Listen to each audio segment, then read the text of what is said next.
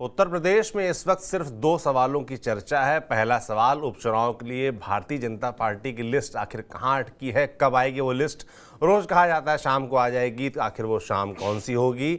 और दूसरा सवाल है कि क्या कांग्रेस समाजवादी पार्टी के साथ गठबंधन में चुनाव लड़ेगी, उपचुनाव, या फिर नहीं लड़ेगी। ये दो चर्चाएं हैं जो उत्तर प्रदेश में हर आदमी कर रहा है और इसके जवाब चाहता है। इस पर बात करेंगे हमारे वरिष्ठ साथी कबूल जी के साथ। कबूल जी, 25 तारीख को नामांकन की आखिरी तारीख है। आज 23 तारीख की दोपहर जब हम ये शो रिकॉर्ड कर रहे हैं और अभी तक बीजेपी की लिस्ट नहीं आई है। 9 सीटों पर उपचुनाव होने हैं उत्तर प्रदेश में।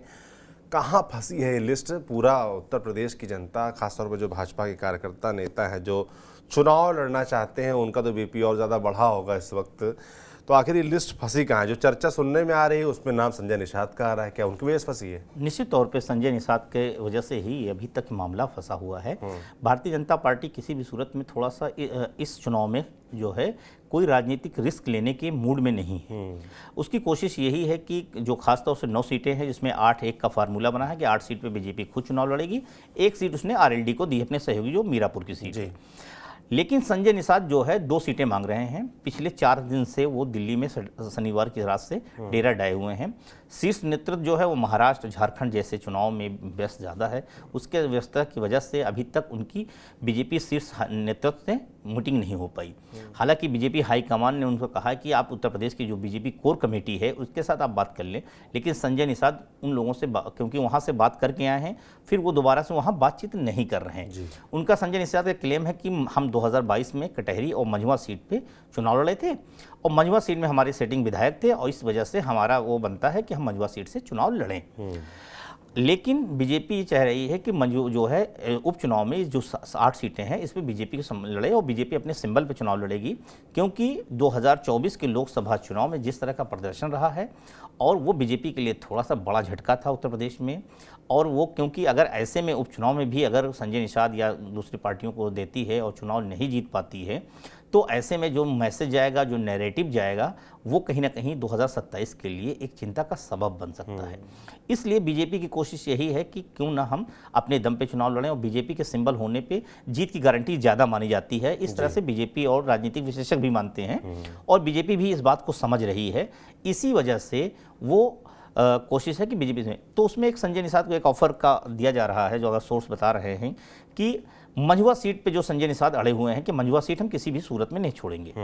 मंझवा सीट पे वो ऑफर है कि आपका कैंडिडेट हो और आप वो बीजेपी के सिंबल पे हैं, हम आप बता दीजिए, हम उसको लड़ा देंगे और बीजेपी के सिंबल पे लड़ जाए और पूरी बीजेपी उसको मेहनत कर जिताएगी। लेकिन संजय निषाद का कहना है कि अगर हम बीजेपी के सिंबल पे लड़ाएंगे तो हमारी पार्टी का अपना वजूद, हमारे कार्यकर्ता जो है, नेता जो हैं, वो पूरी तरह से नहीं लड़ेंगे, हम उससे किनारा कर लेंगे। बीजेपी किसी भी सूरत में मैसेज नहीं देना चाहती, खासतौर से मंझवा सीट पे लेके। मंझवा सीट पे संजय निषाद इस तरह से पेश फंसा रहे हैं क्योंकि वहाँ सबसे बड़ा जो मतदाता है वो निषाद समुदाय का है। समाजवादी पार्टी ने भी वहाँ से ज्योति निषाद, जो निषाद समुदाय के रमेश बिंद वहाँ के 3 बार के विधायक रहे हैं, उनकी बेटी को चुनाव कर दिया है। तो कहीं ना कहीं वो निषादों को नाराज भी नहीं करना चाहती। तो इसीलिए कोशिश यही की जा रही है कि संजय निषाद को किसी तरह से मना लिया जाए, किसी तरह से उनकी नाराजगी को दूर कर लिया जाए। ऐसे समय में फिर कैंडिडेट का घोषणा की जाए। क्योंकि और किसी सीट पे देख लीजिए कोई भी पेश नहीं है, ना अलीगढ़ की खैर सीट पे है, न कुंदर की सीट में कोई मामला है और ना ही जो है फूलपुर में है। तो वहाँ सारी चीज़, क्योंकि हर जगह से जो 3-3 कैंडिडेट के पैनल बना के भेजे गए थे, उन 3-3 के जो पैनल है उन पैनलों में से नाम का सिलेक्शन भी हो चुका है। कांग्रेस ने 24 नाम आए थे 8 सीटों को लेके, 3-3 का, उसमें हाँ बीजेपी के, तो उन बीजेपी में से 8 सीटों के कैंडिडेट का सिलेक्शन भी, खासतौर से जब महाराष्ट्र और जब झारखंड के चुनाव के केंद्रीय चुनाव समिति की बैठक हो रही थी, उसी बैठक में ये बात का फाइनल कर लिया गया है। लेकिन वो संजय निषाद की नाराजगी की वजह से वो मामला अभी तक फंसा हुआ है, क्योंकि संजय निषाद अड़े हुए हैं कि हम किसी भी सूरत में मंझवा सीट नहीं छोड़ेंगे। बिल्कुल, मंझवा के लिए वो अड़े हुए हैं और उनका अड़ना बनता भी है भाई की, क्योंकि इससे पहले जो वहाँ पर विधायक थे वो उनकी पार्टी के ही थे, अब वो सांसद हो गए हैं तो सीट खाली हुई है।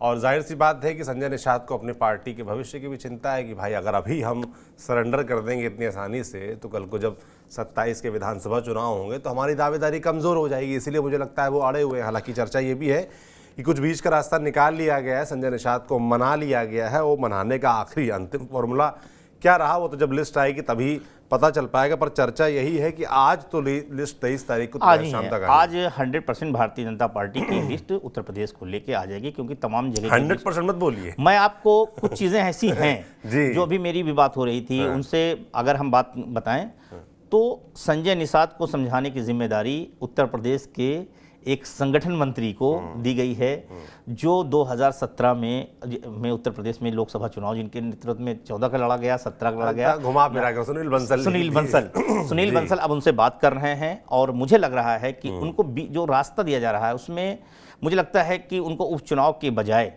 एमएलसी का एक ऑफर दिया जा सकता है कि आपको उत्तर प्रदेश में जो अगली एमएलसी सीट खाली होंगी उसमें से एक सीट आपको दी जाएगी, आप उस पर अपने आदमी को किसी को भेज के एमएलसी बना लीजिएगा। मुझे लगता है यही ऑफर है जो संजय निषाद, क्योंकि संजय निषाद भी मौके की नजाकत को समझ रहे हैं, वो अपने बार्गेनिंग पावर को बनाए रखना चाहते हैं। अब और उनको लग रहा है कि यही वक्त है जब बीजेपी की दुखती रख पे ना रख के जो भी चीज़ें हासिल की जा सकें, ज़्यादा से ज़्यादा हासिल की जा सकें, वही कोशिश है। एक ऑफर ये, दूसरा ऑफर एक और दिया जा सकता है। दूसरा ऑफर यह है कि अब खास तौर से उत्तर प्रदेश में उपचुनाव के बाद कैबिनेट विस्तार भी होने हैं, तो ऐसे में संजय निषाद की प्रोफाइल को थोड़ा सा मेंटेन किया जा सकता है। इसके अलावा एक राज्य मंत्री का दर्जा भी उनकी पार्टी के किसी नेता को दिया जा सकता है। संजय निषाद उस सीट के बदले अगर मंझवा सीट छोड़ते हैं तो जो खास तौर से राजनीतिक नियुक्तियां हैं उसमें अपने लोगों की नियुक्तियां भी मुझे लगता है वो कर ले जाएंगे इसके बहाने। तो संजय निषाद भी वक्त की नज़र के साथ, इसीलिए वो शीर्ष नेतृत्व के साथ जो है सीधे तौर पे बातचीत करना चाहते हैं। और मुझे लगता है जो आप बात कह रहे हैं, जिस तरह से बातचीत हो रही है उसके नतीजे शाम तक निकल आएंगे। बिल्कुल। चर्चा इस बात की भी है कि मंगलवार रात ब्रजेश पाठक और केशव मौर्य, दोनों डिप्टी सीएम उत्तर प्रदेश के, वो भी दिल्ली पहुंचे थे और आखिरी बातचीत टिकटों को लेकर हुई है, जिसमें नाम फाइनल हो गए हैं ऐसा कहा जा रहा है और आज किसी भी वक्त लिस्ट आ सकती है। चर्चा एक और मुलाकात की भी है जो कि मथुरा में हुई है। योगी आदित्यनाथ उत्तर प्रदेश के मुख्यमंत्री और संघ प्रमुख मोहन भागवत के बीच काफी समय से मुलाकात टल रही थी, नहीं हो पा रही थी। ये मुलाकात भी हो गई, इसकी चर्चा भी बड़ी है और कहा जा रहा है कि करीब 2.5 घंटे लंबी ये मुलाकात चली है। 45 मिनट का कार्यक्रम था। 45 मिनट का योगी जी का कार्यक्रम मथुरा का था, लेकिन वो 45 मिनट का कार्यक्रम 2.5 घंटे में तब्दील हो गया। निश्चित तौर पे बहुत अरसे से मोहन भागवत और योगी आदित्यनाथ की मुलाकात की दरकार की जा रही थी, खासतौर से लोकसभा चुनावों के नतीजे आने के बाद से ये बात तमाम तरह से कयास लगाई जा रही थी कब होगी, क्योंकि एक बात हमेशा कही जा रही थी कि उत्तर प्रदेश में योगी आदित्यनाथ को संघ का जो है छत्र छाया है, उनका आशीर्वाद प्राप्त है, इसीलिए मौजूद। उत्तर प्रदेश के जिस तरह के नतीजे आए हैं, निश्चित तौर पे योगी आदित्यनाथ को लेके तमाम तरह की चीज़ें थीं, वो सारी चीज़ें थी। उत्तर प्रदेश के नतीजों ने बहुत बीजेपी को झटका दिया है, तो कहीं ना कहीं संघ के लिए भी उत्तर प्रदेश झटका, सीटें घटना संघ के लिए भी झटका है, क्योंकि ऐसे समय में उत्तर प्रदेश में सीटें घटी हैं जब आने वाले साल में संघ के 100 साल पूरे हो रहे हैं और ये मीटिंग मथुरा में हो रही है। भारतीय जनता पार्टी आरएसएस की राजनीति के लिहाज से भी संघ मथुरा जो है बहुत अहम है।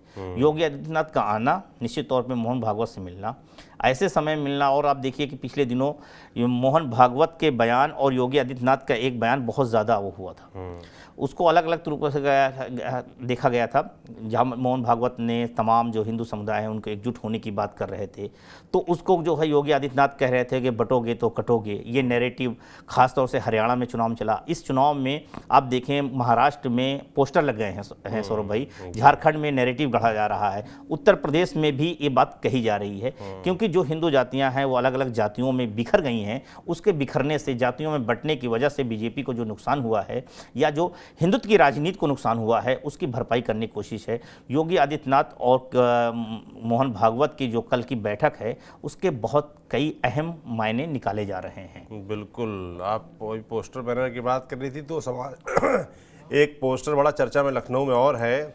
27 का सत्ताधीश अखिलेश यादव की फोटो तस्वीर बगल में लगी हुई है और ये होर्डिंग समाजवादी पार्टी कार्यालय के बाहर लगी है। इसको लेकर बड़ी चर्चा है और इसको लेकर बीजेपी ने चुटकी भी ली है कि ये सब सियासी ख्वाब जो है पाले जा रहे हैं, ऐसा कुछ होने वाला नहीं है।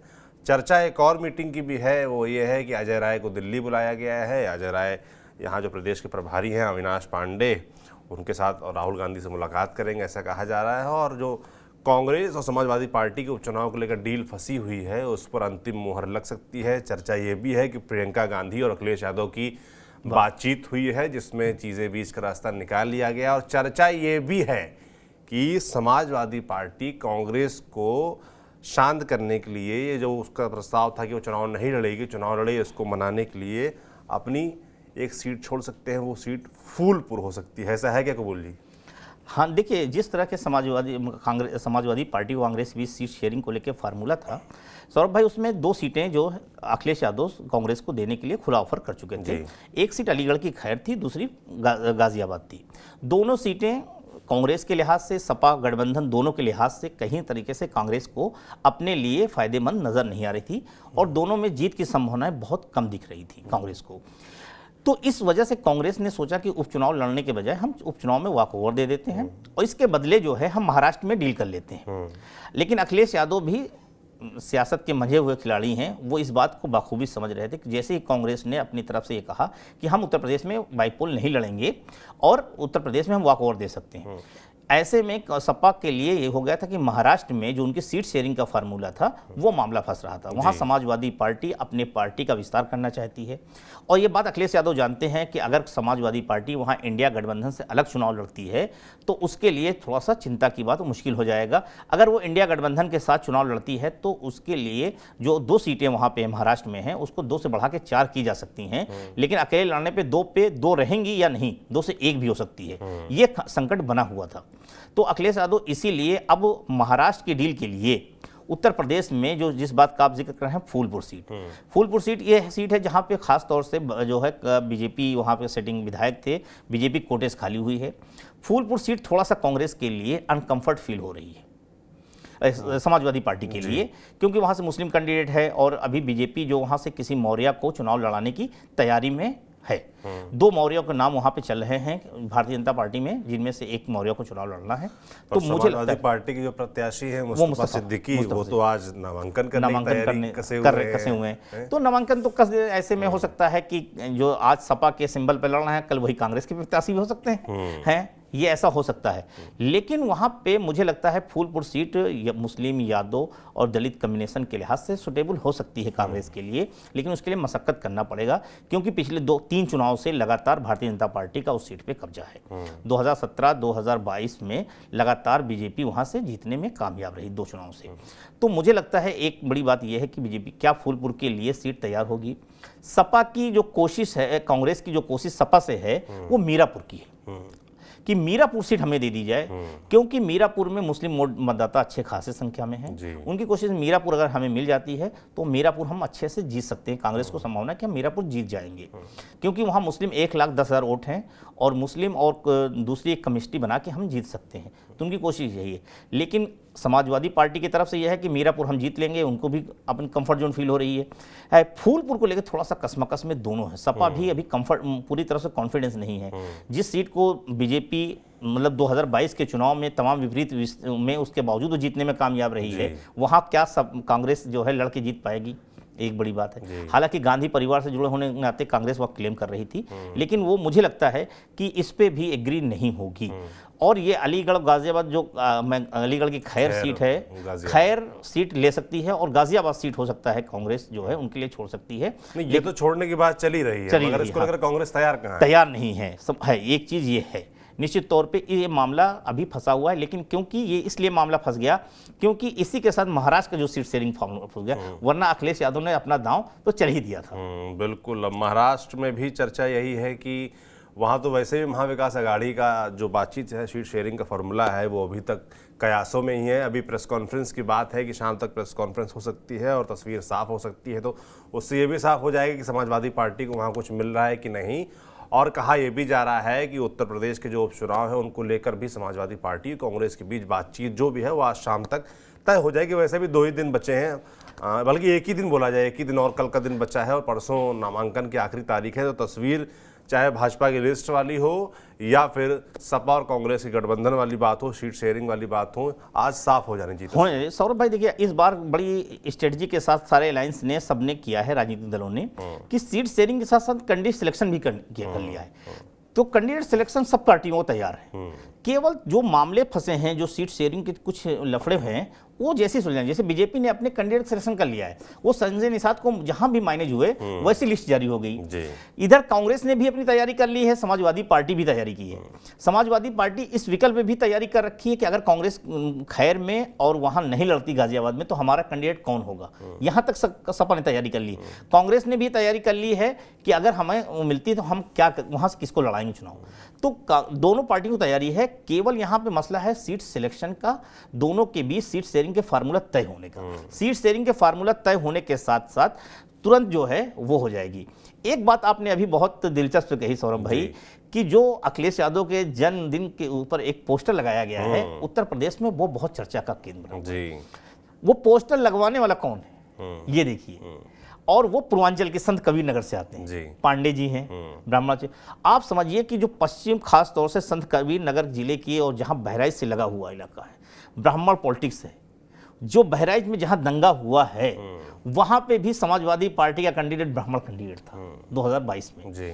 और जहां से जो पोस्टर लगाया है, तो कांग्रेस सपा की जो स्ट्रेटजी है वो खास तौर से आप देखेंगे पिछले दिनों के माता प्रसाद पांडे संत कबीर नगर से आते हैं, उनको खास तौर से उन्होंने नेता प्रतिपक्ष बनाया। या फिर जो है आप देखिए कि जो तिवारी जी हरिशंकर तिवारी जी, उनको लेके अखिलेश यादव ने राजनीति किया। दूसरी बात यह कि 2024 के जो नतीजे थे वो निश्चित तौर पे समाजवादी पार्टी के हौसले बुलंद करने वाले थे। वो ये बात सपा के कार्यकर्ताओं में, नेताओं में एक उत्साह पैदा कर दिया है कि 2027 की राह अगर समाजवादी पार्टी ऐसे लड़ती है तो सत्ता में आ सकती है। तो अब अखिलेश यादव के लिए जो उनके पार्टी के नेता हैं, कार्यकर्ता हैं, उनके जन्मदिन पे इसी तरह के नारों के साथ उनके साथ माहौल जो है बनाने की कोशिश कर रहे हैं। और लखनऊ के सड़कों में जो पोस्टर लगाए गए हैं वो सीधे सीधे हैं कि ये बताइए, चुनाव हो रहा उपचुनाव का जी, उपचुनाव है कि तपिश गर्म है और उसमें 27 की बात हो रही है। तो ये बात तो साफ है ना कि 2000 जो उपचुनाव हैं ये आसान, ये ऐसे ही चुनाव नहीं है, ये सेमीफाइनल हैं 2027 के। अगर ये चुनाव निश्चित तौर पे जीतती है तो 2027 में जो भी पार्टी जीतती है, अगर बीजेपी जीतती है तो वो अपने पक्ष में माहौल बनाएगी, और समाजवादी पार्टी जीतती है तो समाजवादी पार्टी भी अपने पक्ष में इसको भुनाने की कोशिश करेगी। बिल्कुल ठीक कहा आपने कि उपचुनाव दोनों ही पार्टियों के लिए, बल्कि सभी पार्टियों के लिए बहुत ज़रूरी है, क्योंकि 27 का सेमीफाइनल कहा जा रहा है इसको। अब 9 सीटों पर क्या होगा ये तो जाहिर सी बात है 23 नवंबर को ही पता चलेगा। 13 तारीख को मतदान है, उस दिन जनता तय करेगी, और उससे पहले जनता के सामने ऑप्शन रखने होंगे दोनों ही पार्टियों को, समाजवादी पार्टी कांग्रेस गठबंधन हो या फिर बीजेपी हो। तो चर्चा है कि आज शाम तक तस्वीर साफ हो जाएगी बीजेपी की भी और सपा कांग्रेस की भी, और जो भी तस्वीर साफ होती है वो भी आप तक हम लेकर आएंगे। आप देखते रहिए TV9 डिजिटल। शुक्रिया।